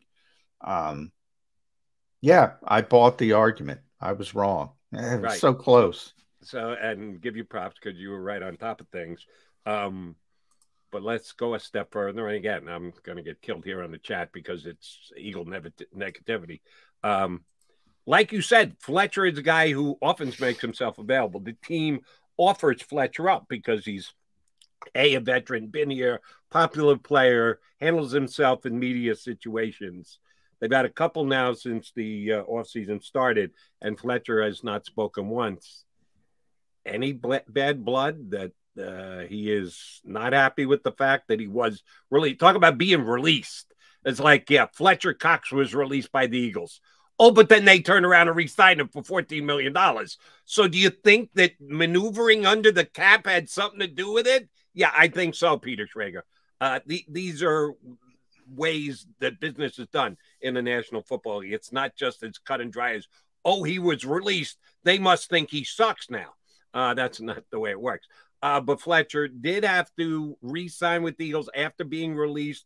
$14 million, not bad, but only a one-year deal. Do you think that all is not hunky-dory between the Eagles and Fletcher Cox? That's an interesting question. I didn't get the feeling that Fletcher wanted to leave. But the Eagles gave him a lot of money for 1 year. A lot of people think the Eagles still overpaid Fletcher Cox by bringing him back at $14 million. So I don't know. He didn't spend a lot of time free, so that's an indication he didn't want to look around. Maybe his agent knew he wasn't getting 14 anywhere else. Generally, and I say this all the time, I've lived through it, star players won't accept pay cuts from their teams. They'll accept them from other teams. But it's very hard for star players to accept them from the teams they were on. So maybe there is a little bad blood. I'll tell you the quick story, and then we got our guy, Bo Wolf from The Athletic, ready to join us coming up in just a couple of minutes. I was doing a show with Jacob Media's own. He wasn't Jacob Media's at the time, Barrett Brooks. And we were doing a show for WIP on a remote broadcast. It was Christmas week leading up to Christmas. A couple of days before Christmas, we were in a good bar in Center City. And he and I were doing a show together.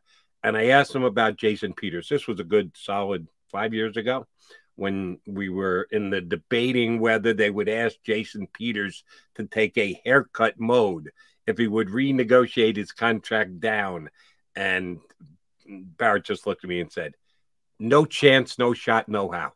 The Eagles won't even ask because they know what the answer is. Jason's not taking a haircut.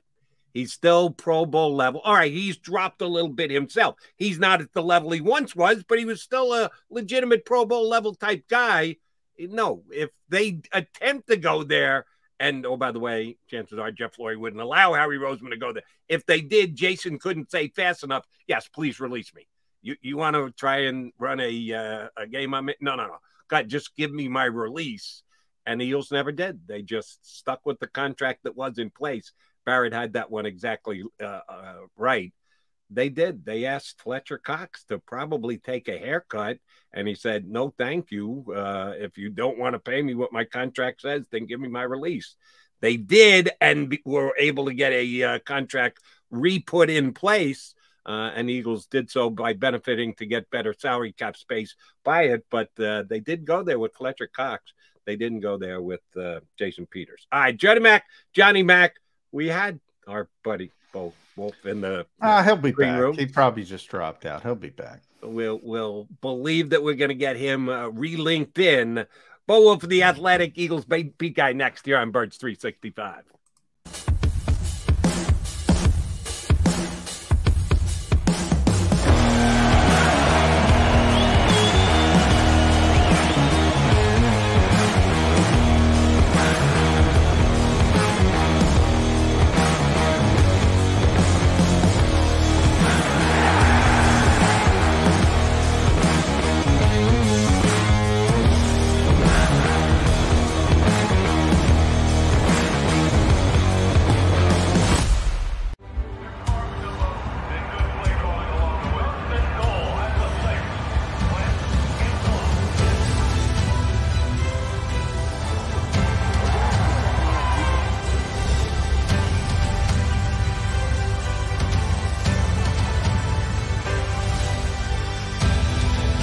Field of life, First Trust Bank is there for you. Champions on three. 1, 2, 3. Because Philadelphia dreams deserve a Philadelphia bank. Do you stream on a Roku, Fire Stick, Android TV, or Apple TV? Now you can watch 6ABC 24/7 with the 6ABC Philadelphia streaming app. The big story on Action News. Search 6ABC Philadelphia and start streaming today. In Philadelphia, we celebrated the miracle with pride only 5 years ago. And then the following morning, IBEW Local 98 members went back to work, building this city, rescuing our communities from decay, and inspiring the young men and women of the region to take pride in who we are. Like the Cats, Local 98 members believe in hope. To learn more about who we are, what we do, and career opportunities with Local 98, visit us, IBEW98.org. At Stateside Vodka, every new customer gets the world's best rocks glass. Free. What's that? A rocks glass? You're telling me that bottle is cut in half? You could say that. Holy shit. Glass is for cocktails, right? It's for this, this, and that. Is the length of the glass equal to your... You betcha. But is it made out of... Glass? Yeah, okay, but is the rip... Smooth? Will you stop doing... That?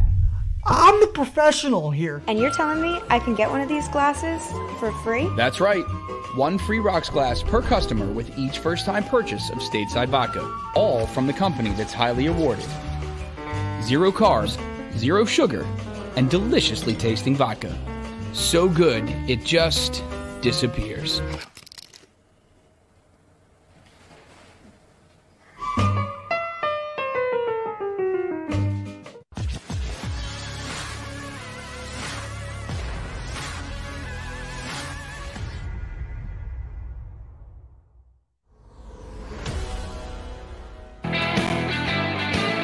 Appreciate your streaming on in here on Birds 365 with Mac and Mac, McMullen and McDonald. All right, we got one of the best who cover the Eagles day in and day out. He does it for the Athletic. Bo Wolf jumps aboard with us here on Birds 365. All right, Bo, from the day Bradbury was retired, speculate, the Eagles could use a guy like James Bradbury. He retired? No, released. Oh, excuse me, was released. Thank you. Malcolm Jenkins, maybe they'll bring him into play safety. That's possible. What do you think Malcolm's doing with himself these days? He's got plenty to do. I mean, the one thing that always struck me about Malcolm is that nobody made more use of their time that I've ever met than Malcolm Jenkins. So I'm sure that he's still very busy with all of his things to do. That's true. He was a diligent individual getting out there into the community and everything else. All right. So before I misspoke and said retired, I meant released. Certain speculation popped up that the Eagles should have interest in a guy like James Bradbury. Got a 1-year deal, market value darn close to it, 7.5 that can go to $10 million. Some people didn't think the Eagles would go that high, or that Bradbury was going to get a multi-year contract. The Eagles weren't going to be able to go there or willing to go there. What do you think was the key to James Bradbury ending up as an Eagle? Yeah, I was sort of like the contrarian in me when he got released was like, well, obviously the fit makes sense with the Eagles, but I was thinking that, maybe some other team like the Chiefs will be a little bit more win now, a little bit more willing to pay a premium. And that's my mistake for not remembering that the Eagles are always, the most in win now mode of anybody. So it made sense. It's an obvious fit. I think, the opportunity, there's like he gets to step right into an easy starting job, and there's not going to be a lot on his plate. Like to play opposite Darius Slay, I think is a good opportunity for him. It's an easy scheme fit for him. He's a zone corner through and through, and this is what he's going to be asked to do. And the Eagles gave him what is a reasonable deal. The Giants are still paying him too. So now he gets to play a year, maybe rebuild his value, and go back into the market next year at 29 years old, maybe get one more shot at another big money deal. Bo, one of the funnest things you and Zach do at The Athletic, read Bo at theathletic.com with Zach Berman, you grade each move. So I haven't checked this out yet. I want to know what the scale you guys use for James Bradbury. And I don't know if you know, but the Giants have struck back by signing former Eagles corner Mike Jacquet. I saw that. Some of the longest arms in the game, Michael Jacquet. Longest arms in the I don't know if that's going to affect your grade, but first I want to scale and where you guys went with it. Well, this is a sort of a concerning development for Zach, because it seems that I'm rubbing off on him too much, which I think is a bad thing, because the scale for James Bradbury was on the berry scale. We go. What type of berry? Sense. And this is like the second time in a row where Zach and I have had the same answer. We both gave it a blueberry. And so I feel like it is not good for Zach in the long run that we're starting to think alike. You made a really interesting point there, and I want to get you to zero in on it even more. You're right in that when the player made the decision and they reported that there were upward of 11 teams that had interest in him, I kind of poo-poo that number, because you don't know how interested they really were. Every team should be calling just to see, right? Exactly. Any degree of interest. Yeah. 30 teams should have been. If he's better than one of their two starting cornerbacks, you're kind of obligated to call and go, "Hey, James, how would you like to play for us?" Right. Or like, "Hey, is there any chance that he wants, he's got family in Detroit and wants to be here for $4 million?"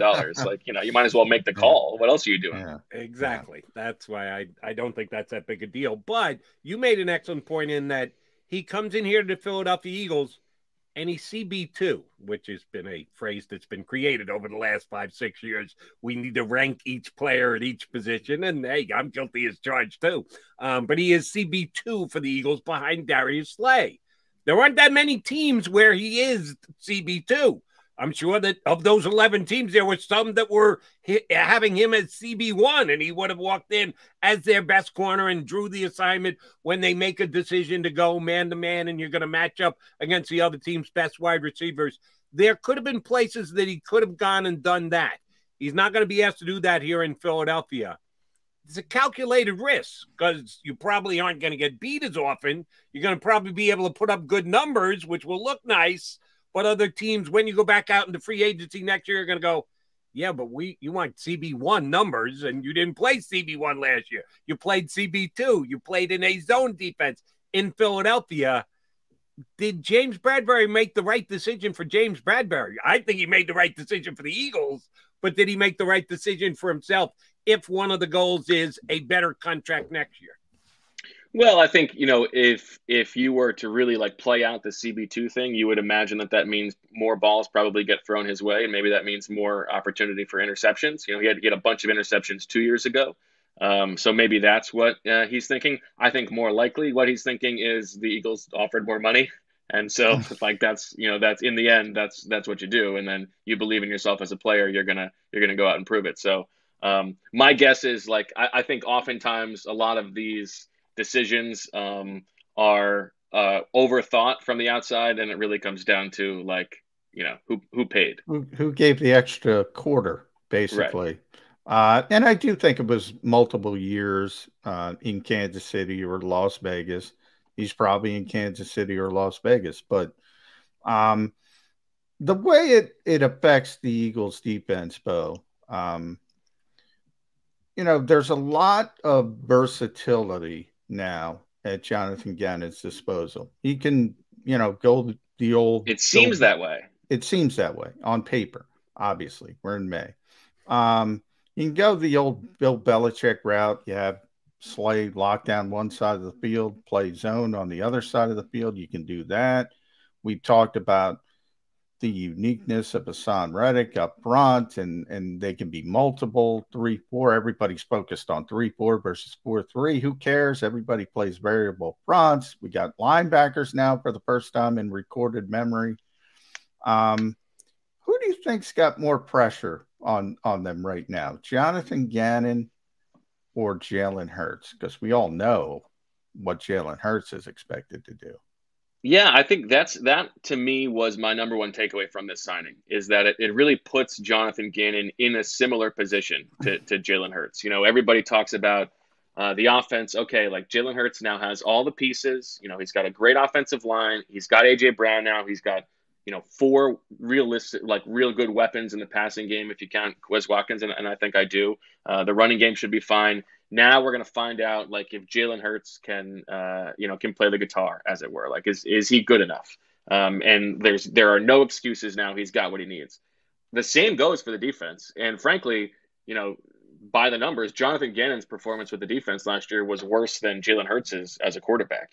This team finished 25th in defensive DVOA. I would say that Jalen Hurts was probably more like the 14th, 15th, 16th best quarterback in the league last year.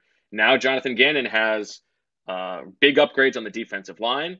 The pass rush has been upgraded, which was anemic last year by the numbers. And I know that there's some disparity in terms of like pass rush win rate versus their sack numbers, but I tend to believe the sack numbers, even though the ball came out quickly. The linebackers, as you said, huge upgrades. The corners have been upgraded. The safeties, still probably about the same as it was last year. And I think that's probably sort of schematic. I think, if Gannon's going to continue to play his safeties super deep, then it's not like they need to overinvest in that position. But so now, like, there are no excuses for Jonathan Gannon. It's the second year in the scheme for these guys. He's got the multiplicity that you think that he wants. And so if he can't turn this defense into like a, top 12 defense or so, that's a pretty big indictment. And I feel like, as much as Jalen Hurts is under the gun, I think Gannon is too. Now, I would say that, like, who's more under pressure? Probably Hurts, just because the Eagles, we know, like, would be willing to go out. Yeah. And right, it's the quarterback, and the Eagles will try to upgrade on that position if they can. But I think, in my view, like, Jonathan Gannon is more like, is he good enough? Is he good or not? I think we're really going to find out this year. You went to the safety position, and that's the only position left that they haven't added a starter. They've upgraded Marcus Epps from situational substitution guy to a starting rotation. Then bring someone in from the outside, either via trade, free agency, or draft. Is Epps up to the task? I know he spoke to you guys yesterday. John continues to say that he did a nice job when called upon. McLeod being out at the beginning of the year, Epps was solid, not game-changing, but solid. Are they putting too many eggs in Marcus Epps' basket for you? You know what? For me, it's I'm more concerned about Anthony Harris than I am about Marcus Epps. I think Marcus Epps is fine. I think he's ready to step into that role. I would feel much better about him if they had upgraded over Anthony Harris. Like, Anthony Harris, the reason that Marcus Epps played so much last year is because Anthony Harris and Rodney McLeod both had to be rotated, because you couldn't count on either of those guys to play 100% of the snaps, and because they didn't really deserve to. I mean, Anthony Harris, I think, is a declining player, whereas Marcus Epps is an ascending player. So I'm actually a little bit more worried about Anthony Harris than I am about Marcus Epps. I like Marcus Epps. I think, if you look at, like, what's the last splash that Howie Roseman could make, Jesse Bates, the Pro Bowl safety from the Bengals, is reportedly not reporting to to the Bengals because he is unhappy about being on the franchise tag, and they drafted a safety in the first round. So maybe there's something there. There are not a lot of free agent safeties available who are starting caliber. So if they're going to make a move there, you would think it would be via trade. I think it comes down to like the scheme. Do they need a star caliber player there? I'm not so sure. But yeah, I feel more confident about Marcus Epps than I do about Anthony Harris, to be honest. I'm with you. I've been saying it for weeks, Bo. Yep. Everybody talks about Epps. I'm more concerned about Anthony Harris. I think if they do get an upgrade somewhere, whether it's via, I don't think it's going to be to the splash of but maybe Clark in Baltimore. Chuck Clark, right? Yeah. Because they drafted Kyle Hamilton, they signed Marcus Williams. But Anthony Harris, like super nice guy.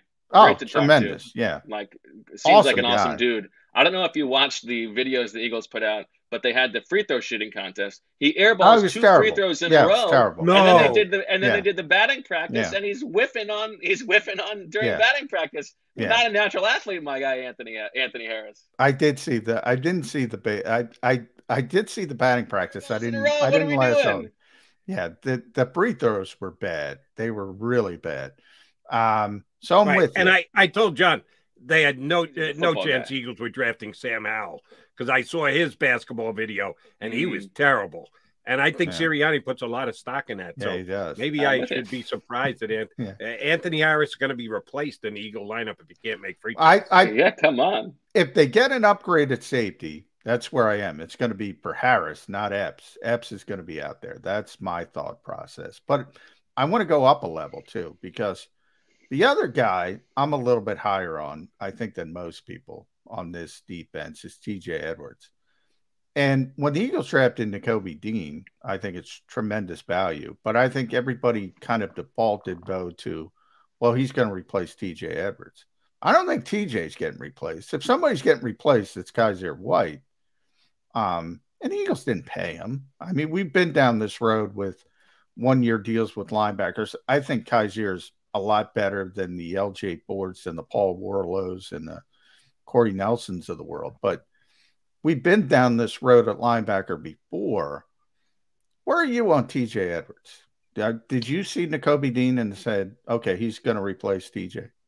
Yeah, I think I'm sort of with you. Maybe just a notch below. I mean, I do think that he is a somewhat limited player, and it's not like the problem with the Eagles' defense last year was how deep those linebackers were playing, right? And they were just allowing those short completions, and part of the reason I imagine is because of TJ Edwards' athletic limitations. I like TJ Edwards. I think he's a good player.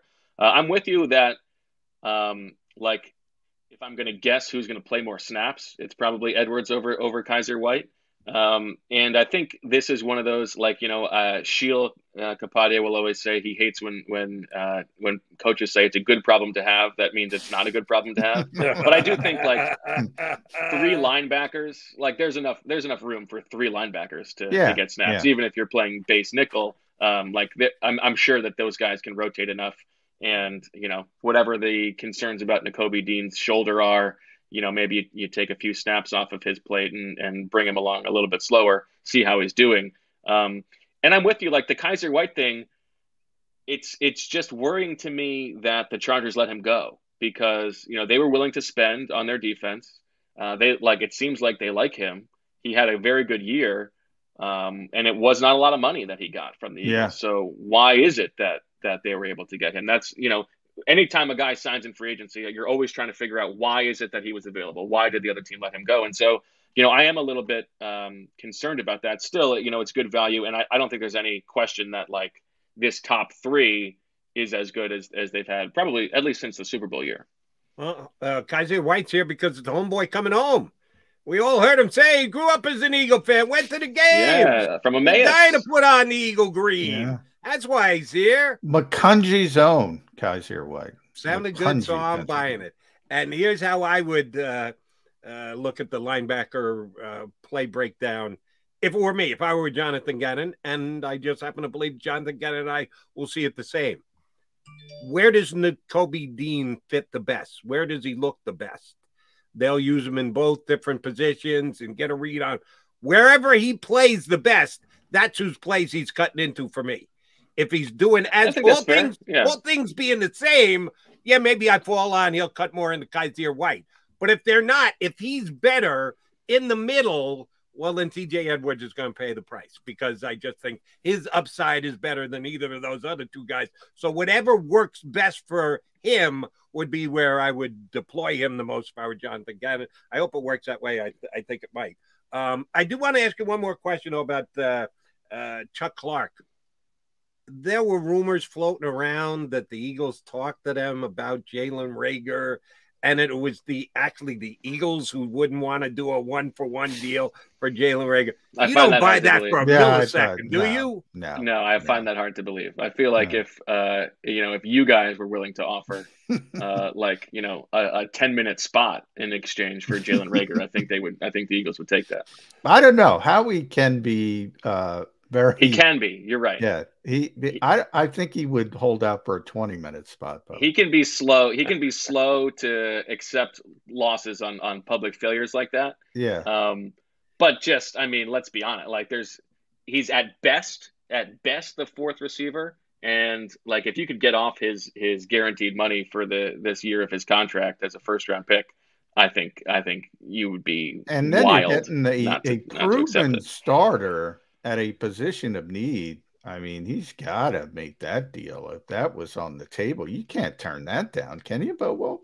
I find that hard to believe that would have been the case. Yeah. I don't. Plus, Chuck Clark, a full sentence All-Star. We gotta love that.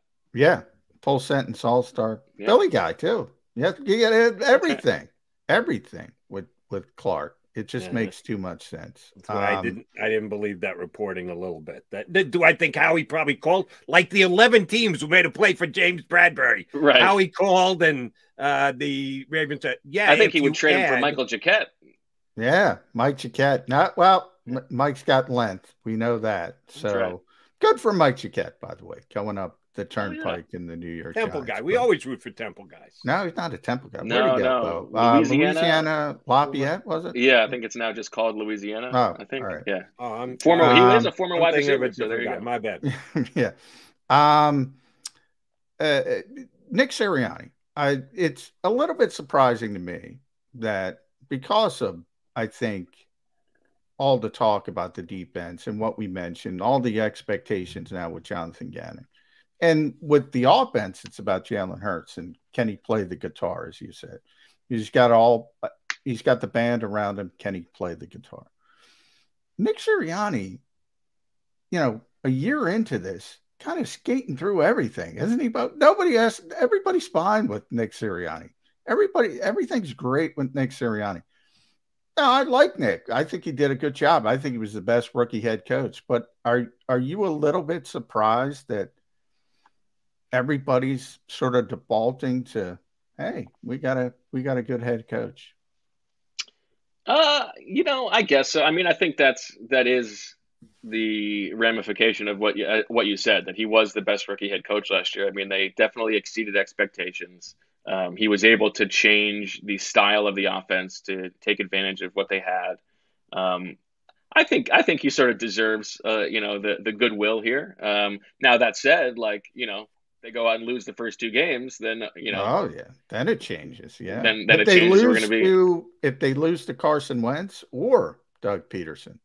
In those first 4 games, or Deuce Staley and Halapoulivanti Vaitai. Yeah, that's I think he sort of deserves that goodwill. Now, it's to the same point we were saying about Jalen Hurts. You've got all these pieces on offense. Let's see what he can do with it. Let's see what Sirianni can do. Like, does the offense change? I think we all want to see, is the offense going to look more like it did in the first half of the season in terms of the run pass disparity than it did in the second half of the season? Or are they going to go back to pounding the run? And I'm curious to see what kind of wrinkles they draw up.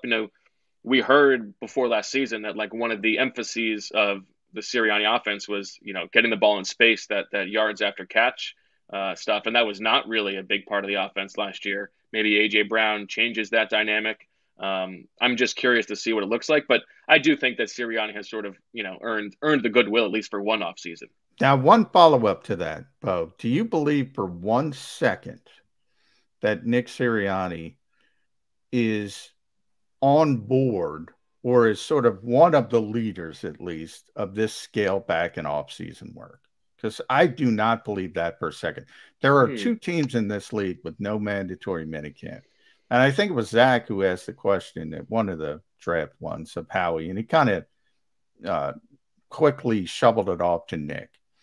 I don't believe for 1 second. It might be right. The Eagles might be ahead of the curve. It might be the way to go because I don't know how much you accomplish in off-season work anyway. But I've yet to meet the football coach, I say this all the time, that doesn't want to practice. I only bring this up because if he's getting ordered to do these things and he is a good coach, at some point there's going to be a pushback. Or am I jumping to conclusions too early? Yeah, I don't know. I haven't done the digging on that, but I mean, he is a player's coach to begin with, right? And so I think that he is the kind of guy who's willing to listen to his guys. If you listen to Jason Kelce talk about it, he said, I think on the Chris Long podcast that, he wouldn't still be playing if it was like Doug Peterson practices. They were practicing all season long. His body at the end of last year felt much better than it had. And I think that Sirianni is probably willing to, see the bigger picture, see the long view here.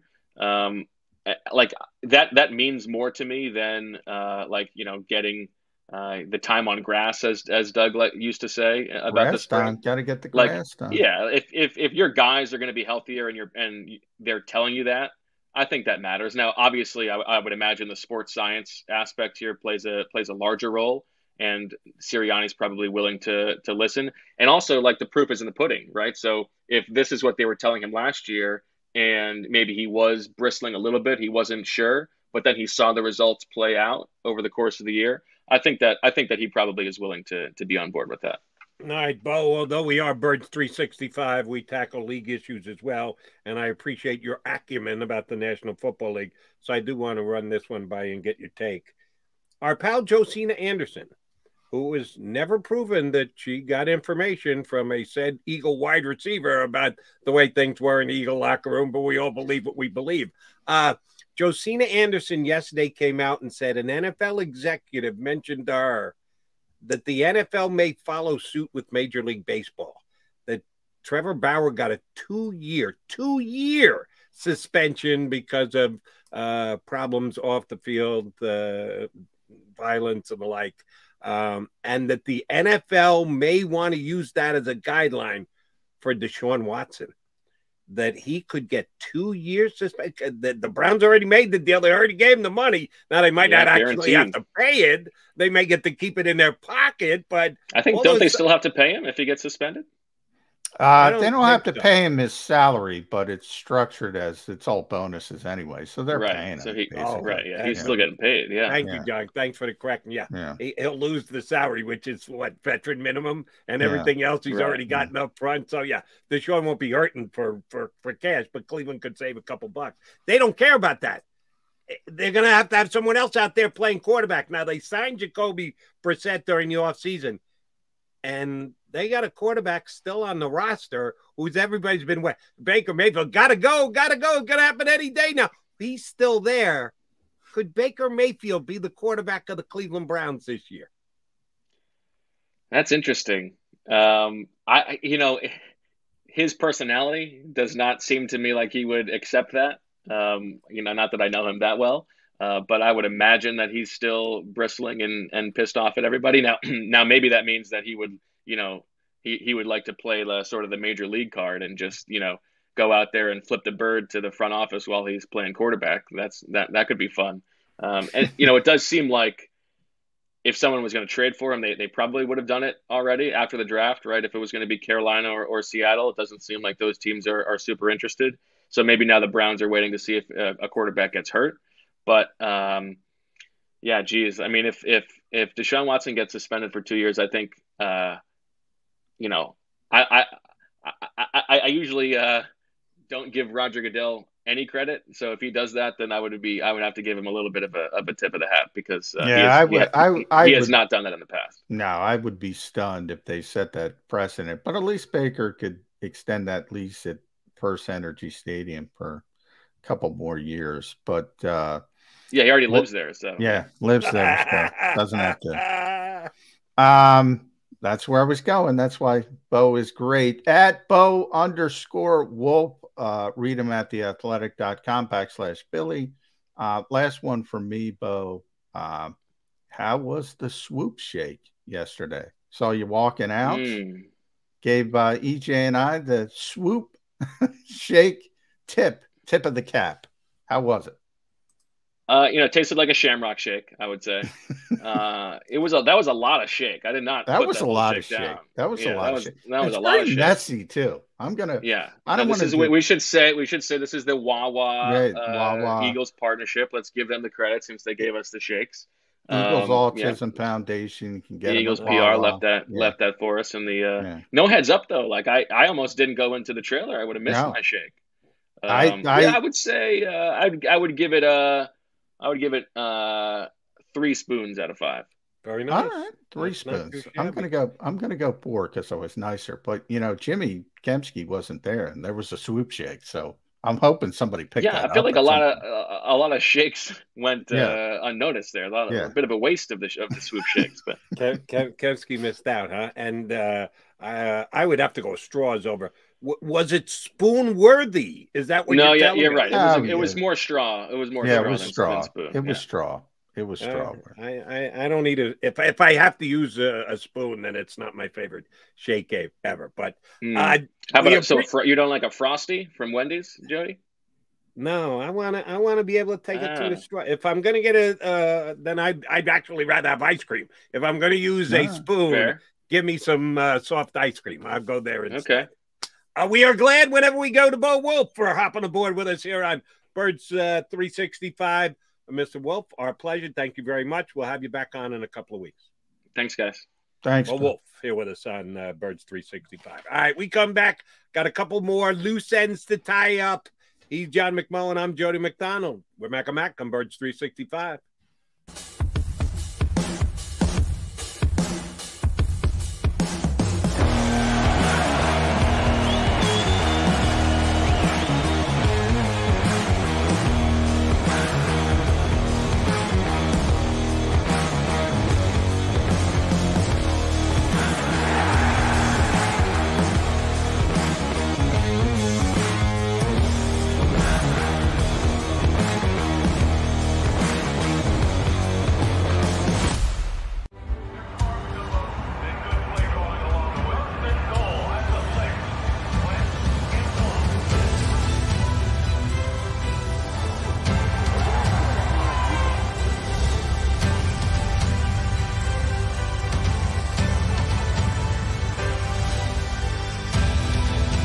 Field of life, First Trust Bank is there for you. Champions on 3. 1, 2, 3. Because Philadelphia dreams deserve a Philadelphia bank. At Action News, we cherish every moment, and it's our profound responsibility to bring you closer to your world. Never miss a moment. Trust the people at Action News. In Philadelphia, we celebrated the miracle with pride only 5 years ago. And then the following morning, IBEW Local 98 members went back to work, building this city, rescuing our communities from decay, and inspiring the young men and women of the region to take pride in who we are. Like the Cats, Local 98 members believe in hope. To learn more about who we are, what we do, and career opportunities with Local 98, visit us, IBEW98.org. All right, did you know I was the Mommy Slam Dunk Champion? Really? Yes, really, don't sound so surprised. Let's see it. Oh, you're ready. All right, here we go. Let's hear the crowd. So go to right, go to left, fake 'em out. Mama, go up, mama! She did it. Again? You can't avoid gravity, but United Healthcare can help you avoid financial surprises by helping you compare costs and doctor quality ratings. United Healthcare. At Stateside Vodka, every new customer gets the world's best rocks glass, free. You're telling me that bottle is cut in half? You could say that.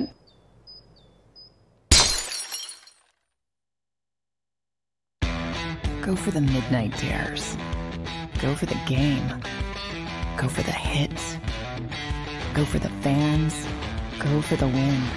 Go to Ocean Casino Resort. Book your trip at theoceanac.com.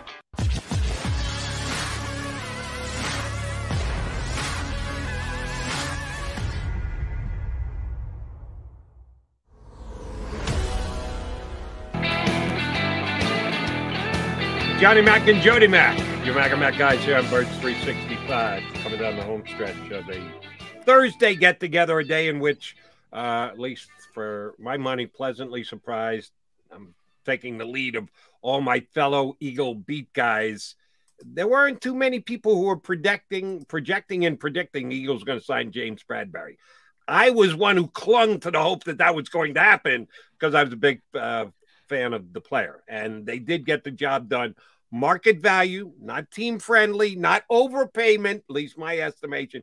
Well, let me turn that into a question. Is that a fair characterization of the deal the Eagles got done with James Bradberry? I think it's very fair. That's the number. That's the only thing I'm proud of. I said 1 year, $10 million. If it gets to that, I think the Eagles will pay that. And I think it gets Bradberry to 8 figures, which is fair.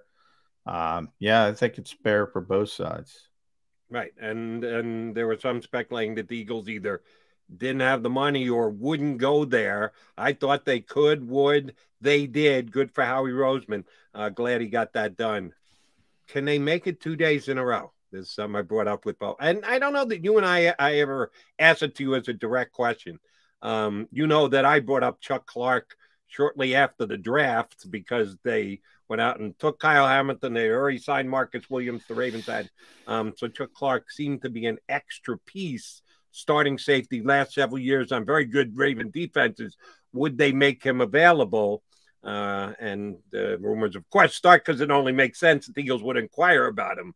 But there were actually some reports that they offered, the Ravens asked for Jalen Reagor, and the Eagles said no. I don't know who came up with that or where that, in what world that would be the case. Is there any deal possible between the Eagles? Eagles, to me, would have to add a draft pick on top of it to get Chuck Clark. Do you think they would even think about going there? Because it would be a neutral cap deal. Reagor as a first-round draft pick makes good money, about the same that Chuck Clark does, so it wouldn't be something that does affect the cap. They had to fit Bradberry into their cap yesterday. Do you think they're willing to go there, Johnny Mac? And not that they wouldn't give up Reagor, but to add another defensive player and give up a draft pick in exchange? Do you think Roseman's got that in his I think he has proven that he is in his all-in mode. I think there's a chance they're going to add a safety. I think it would be more likely to be on the trade market at this point. And Clark is the most obvious for a lot of reasons, and you brought up most of them. I do think if it's going to be, and the Ravens need a receiver. They got a bunch of tight ends, and they like to throw the football to the tight end, but you do need some receivers as well. And maybe they like the player going back to the draft. I think there's this ludicrous assumption that nobody liked Jalen Reagor coming out of the draft except the Eagles. It's just not true. He was going to be at worst an early second round pick, at worst, and probably a late first round pick. So there were plenty of teams who liked him. And maybe the Ravens they know he needs a change of scenery. Maybe they're the ones that give him the opportunity or want to give him the opportunity. But the Eagles are the one putting in the sweetener, not the Ravens. Right. I mean, it's not going to be, we're turning down Jalen Reagor for Clark straight up. I mean, that's absurd. Howie's good at his job. I say that, and I get a lot of crap for that. He is a little bit too stubborn. I brought up Zach Ertz yesterday on the show. Probably could have gotten more for Zach Ertz if he made the deal earlier. That one kind of blew up on him. Yeah, I think he would. There was a potential he adds a safety between now in training camp. Now, if you're telling me, is it going to happen before tomorrow's show? I'm always going to add a no. But as Howie proved as how he proved, man, he's ready to go at all times. This came together pretty quickly. Bradbury was not out there as long as some people projected he would be. So, again, tip of the cap to Howie Roseman. All right, if we make this the cutting edge, I gave you an under-over yesterday, and damn if you didn't come through. You almost swept the category, went 5 for 5, except your boy Fletcher Cox. Thanks, Ed Kratz. If I put this at the breaking edge, Jalen Reagor plus a 3 or Jalen Reagor plus a 4? Does it get done at Reagor plus a 3 for Chuck Clark, or do the Eagles hold firm and get him for Jalen Reagor plus a 4? Which of those two is more likely? I would say 4 is more likely. I don't think the Eagles would want to give up a 3. All right, so the Ravens say Reagor and a 3. You're saying no? Would I say no? Yes, I'm making you the general manager. You are Howie Roseman. At this very moment, John McMullen, you've got the deal. Tecasa put it out there for you. It's on the table. We'll give you Chuck Clark. You got to give us Reagor and a 3. I would do it. I would do it in a second, but I don't value draft picks as much as NFL teams value draft picks. And certainly not, I should say, I don't value less than first rounders as much as that. And especially when you get to the 3rd round. Yeah, I don't care. What are the odds you're going to get? Chuck Clark was what, a 6th-round pick? I don't even know. I think it was a 6th-round pick. The odds are you get Clark in the 3rd round aren't good at all. So it's sort of, you see both sides of the fence. Occasionally you hit on later round picks, but the odds are against you. And for a league obsessed with odds and analytics, I don't understand why they value draft picks the way they do, but they do. So for me, yes. For Howie, no. Usually you and I look at this exactly the same, that I think there is an overemphasis on draft picks, but the way that this one just falls, it does make you stop and pause and think just a little bit more, because this year the Eagles got Nakobe Dean in the 3rd round. So you're being asked to give up a 3rd round pick. You go, okay, Reagor and Nakobe Dean? Oh, shoot, I can't do that for Chuck Clark. Yeah, but in other years, I would go, throw in a 3rd. What's a 3rd round pick? Go ahead, give him a 3rd round pick. But, and I'll say this. Well, what if I said Reagor and Davion Taylor, as a 3rd round pick? But I would say this about Nakobe Dean. You and I are on the same page. I just temper myself more. Look, I think he's got tremendous potential. I think he's got tremendous value as a 3rd round pick. We haven't even seen him play it down yet. That's true. I know what Clark is. And he's still young. I think I know we got to go. I'm looking it up real quick. He's 27 years old, proven player. Same thing with A.J. Brown. A.J.'s even younger, 24. Different stratosphere with the money and all that. But what Nick Sirianni said about A.J. Brown, there's no projection here. There's no Nakobe Dean, for all you like him, Joe, it's a projection. It's still a projection. Clark, not to the level of A.J. Brown. He's a starting level player in this league. Right. Not a projection. So that's where I kind of am. We're both falling on the Snead position here. F those draft picks. I mean, a starting safety, that's something you need to consider. All right. We'll be back in 22 hours from now. Howard Eskin scheduled to join us tomorrow, Johnny Mac? The King, yeah. The King will be here at 9:20, I believe. It should be fun. I screwed that up, but that's behind the scenes stuff. And maybe a Chuck Clark trade. Yeah, neither John nor I think that's going to happen in the next 22 hours. But be back here just the same on Birds 365 in... You've been listening to Birds 365, the destination for the passionate Eagles football fan who bleeds green. If it's Eagles football, we're talking about it, debate inside the locker room, and guests that are some of the greatest football minds from around the region. We hope you enjoyed the show. We know we had a blast. Make sure to like, comment, and subscribe, and we'll be back soon. But in the meantime, hook up with us on social media at Jacob Sports. See you next time on Birds 365.